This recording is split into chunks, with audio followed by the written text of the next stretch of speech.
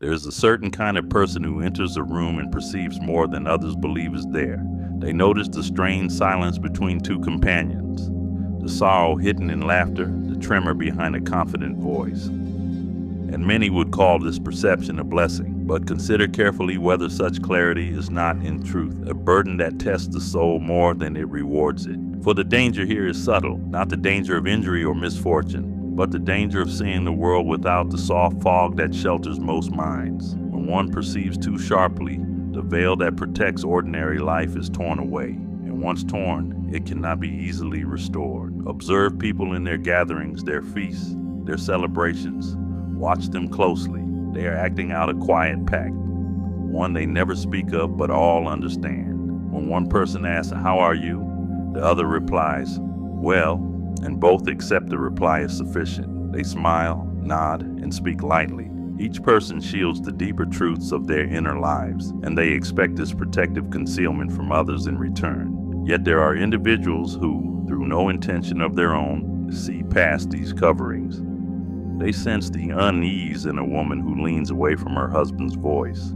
They discern the loneliness in a man surrounded by admirers. They feel the undercurrent of anxiety in a hall filled with laughter. But when a person sees such things, they cannot simply choose blindness again. And this is where the trouble begins. For most people prefer to remain at the surface. They require those illusions to support their daily functioning. And anyone who sees through those illusions becomes unintentionally a disturbance. Imagine a stage where each player performs faithfully, the diligent worker, the loving parent, the cheerful friend. All is orderly. Harmony is preserved so long as the roles are maintained. But you, with your unwilling insight, stand and declare these are but roles. And the actors, needing their roles to feel whole, turn against you. Thus the first danger, isolation. Not the mild loneliness of lacking companions, but a deeper solitude. The feeling of living in a different world from those beside you. You speak truths others cannot hear. You perceive realities they do not acknowledge. And so, without intending to, you walk a path that few will join. I once knew a woman, let us call her Julia, whose mind cut through pretense as a blade cuts thread. In every room she entered, she understood the unseen dynamics at once. She noticed who was wounded, who was sincere, who was hiding behind a mask. Yet in time, her friends drifted from her. They said she was too intense, too perceptive, too unwilling to play the game. But the truth was simpler. They felt exposed in her presence, for she saw what they themselves refused to see. And when clarity cannot be set aside, others treat it as intrusion. This leads to the second danger, the decision between silence and speech. When you discern what others evade, you face a dilemma. Speak and they will accuse you of pessimism or paranoia. Remain silent and you betray your own perception, fracturing your inner integrity. I recall once sitting among a group praising a project we all knew was faltering. They avoided difficult topics with studied cheerfulness. Their smiles were tight, their voices forced. When I asked whether we ought to address certain concerns, their response was not reasoned disagreement but irritation, anger born of fear that the fragile fiction might collapse. This happens often. When you point toward a truth others wish to avoid, they do not examine the truth. They examine you. They assign you labels. Too sensitive, too negative, too serious.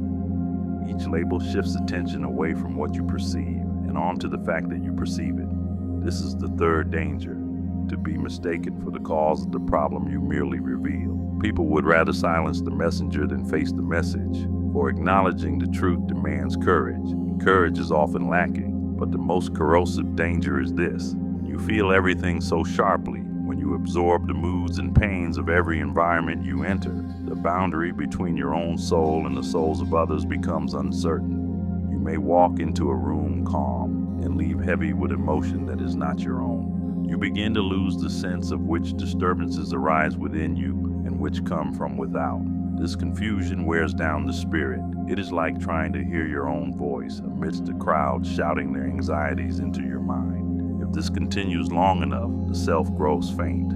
Many who live this way speak as though they are dissolving, They say, I feel everything and no longer know what part of it belongs to me. And such a condition is not poetic exaggeration. It is a genuine danger to the stability of the inner life. Yet understand, none of these dangers arise from perception itself, but from the misuse of perception, from believing that every truth you see must be acted upon, from assuming responsibility for the emotional states of those around you, from forgetting the principle that each person must carry his or her own burden of awakening. Picture a river clouded with mud. You notice the water is unclear, others walk beside it unaware. Now consider, must you leap in and churn the waters in an attempt to purify them? Your efforts will only make the water murkier.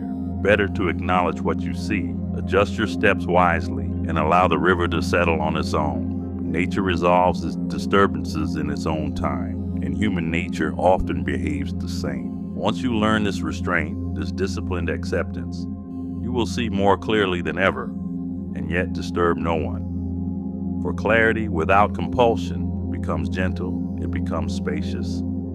Others do not feel threatened by someone who sees them truly, but does not demand they be otherwise. Reflect on how rare and comforting it is to meet a person who understands your flaws without insisting you correct them. Then learn to trust your perception, but also learn that not every perception requires expression. Truth has its own timing. Human hearts open by their own rhythms. If you force insight upon another, you violate nature's order.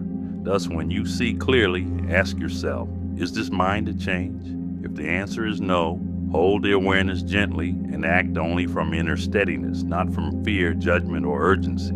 And understand this as well. You are not alone. There are others who see as you see, others who carry this unusual clarity and have learned through trial and patience to integrate it without losing themselves. When you meet such people, you will recognize one another, and in their presence, you will finally feel at ease, for you will not need to dim your perception to make them comfortable. This is the hope hidden within the danger, that the very capacity which isolates you. But there's one final danger, subtle enough to go unnoticed even by those who pride themselves on awareness. The danger of turning your clarity into identity. When a person begins to believe that their worth lies in their ability to see what others overlook, they slowly exchange freedom for fixation. They become watchful not because the moment requires it, but because their self-image demands it. In this way, perception, once a natural gift, turns into a burden carried unnecessarily. For imagine a lantern. Its purpose is not to prove its brightness, but simply to illuminate what lies ahead. It shines because that is its nature, not because it seeks admiration or validation. And yet many who perceive deeply begin to define themselves by their insight. They cling to it. They fear losing it. They turn their gaze inward too sharply, searching for every subtle shift of emotion within themselves and others, until the simple act of living becomes a constant examination. Marcus Aurelius warned of this temptation to confuse vigilance with virtue. Do not live as though you were always being watched, he wrote, for the soul that scrutinizes itself too harshly loses its balance. The same applies to those who scrutinize the world too intensely. When you stare too long at the hidden layers of life, you begin to forget the surface joys meant to steady the heart. So remember that clarity is not the whole of a life. It is but one aspect of a larger nature. Balance it with moments of deliberate simplicity. Laughter without analysis, kindness without calculation, presence without interpretation. For the world is not only a tapestry of subtle currents, it is also a place of plain sunlight, warm bread, honest conversation, and unremarkable peace. This too must be seen, and sometimes it must be seen without depth. Just accept it as it is, without the need to understand everything beneath it.